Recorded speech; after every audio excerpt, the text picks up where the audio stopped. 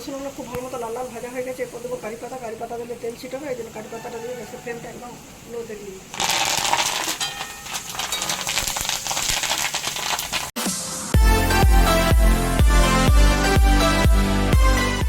নমস্কার বন্ধুরা, আমার চ্যানেল রুদ্রপুরীতে আপনাদের সবাইকে স্বাগত জানাই। অনেকদিন অনেক ধরনের ভিডিও বানালো, অনেকদিন কোনো ডালের রেসিপি শেয়ার করা হয়নি, তাই ভাবলাম আজকে একটা ডাল ফ্রাই রেসিপি শেয়ার করবো। অবশ্যই আপনারা মসুর ডাল, মুগ ডাল বা অড়হর ডাল যে কোনো ডাল বানাতে পারেন। আমি আজ মসুর ডালের ফ্রাই রেসিপি আপনাদের সাথে শেয়ার করবো। এই জন্য 200 গ্রাম মসুর ডাল নিয়েছি। জল পাল্টে মসুর ডালটা 5-7 বার করে একটু ভালো মতো করে ধুয়ে নিয়েছি। আর এখানে আছে কুচনো পেঁয়াজ, কুচনো রসুন, 4টে শুকনো লঙ্কা, গোটা জিরে আর কারি পাতা, আর অবশ্যই লাগবে লবণ হলুদ। আর রান্নাটা করবো সরষের তেলে। তো প্রথমে ডালটা সিদ্ধ করার জন্য একটা প্রেসার কুকার নিয়েছি। দিয়ে জল ঝরিয়ে রাখা মসুর ডালটা দিয়ে দিচ্ছি প্রেসার কুকারের মধ্যে।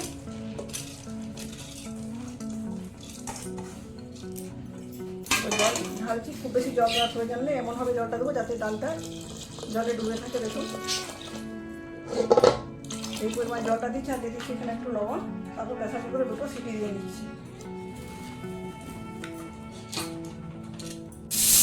দেখুন বন্ধুরা, ডালে দুটো সিটি দিয়ে দিচ্ছি। প্রেসার কুকারের সাইডে সরিয়ে রাখছি। গ্যাসের ওখানে বসে দিচ্ছি কড়াই ডালটা ফ্রাই করার জন্য। কড়াইটা যেহেতু আগে থেকে শুকনো করা ছিল, কড়াইতে দিচ্ছি পরিমাণ মতো সরষের তেল। তেলটা গরম হয়ে যাক, তারপর ডাল ফ্রাই করা শুরু করবো। তেলটা খুব ভালো মতো গরম হয়ে গেছে, ধোঁয়া উঠছে। ধোঁয়াটা গরম তেলে দিয়ে দিচ্ছি 2 শুকনো লঙ্কা আর 1 চামচ গোটা জিরে। খুব ভালো মতো ফ্রাই করে দিচ্ছি প্রথমে।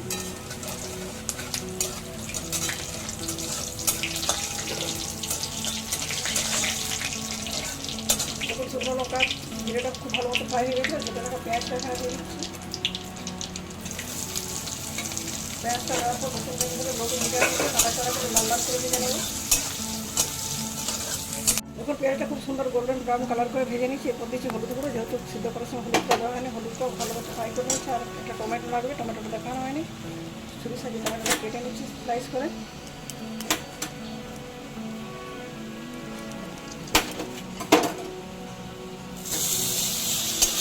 টমেটোটা খুব ভালো মতো করে ভেজে নিচ্ছি, যাতে টমেটোটা তাড়াতাড়ি সিদ্ধ হয়ে যায় বলে যায়।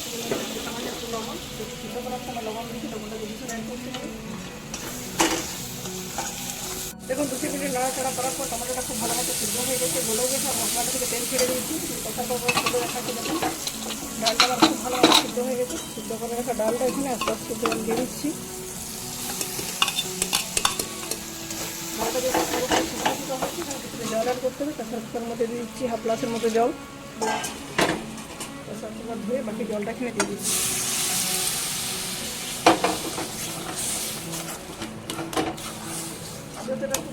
আর কিছুক্ষণ ফোটাবো, সেই জন্য একটু জল অ্যাড করছি। ডাল ফ্রাইটা মোটামুটি ঘনই রাখা হয়, খুব পাতলা করা হয় না।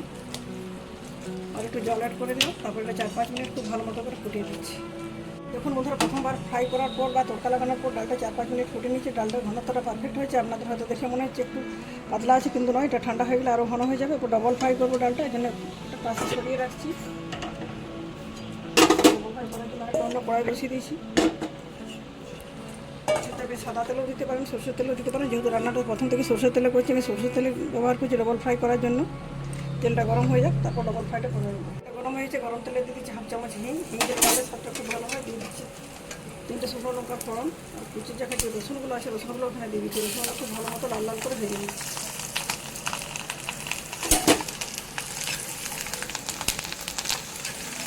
দেখুন রসুনগুলো খুব ভালো মতো লাল লাল ভাজা হয়ে গেছে। এরপর দেবো কারি পাতা। কারি পাতা দিলে তেল ছিটাবে, এই জন্য কারি পাতাটা দিয়ে গ্যাসের ফ্লেমটা একদম লোতে দিয়ে দিচ্ছি। ডালটাতে ডবল ফ্রাই করে নিচ্ছি বা ডবল তড়কা লাগিয়ে দিচ্ছি। এখন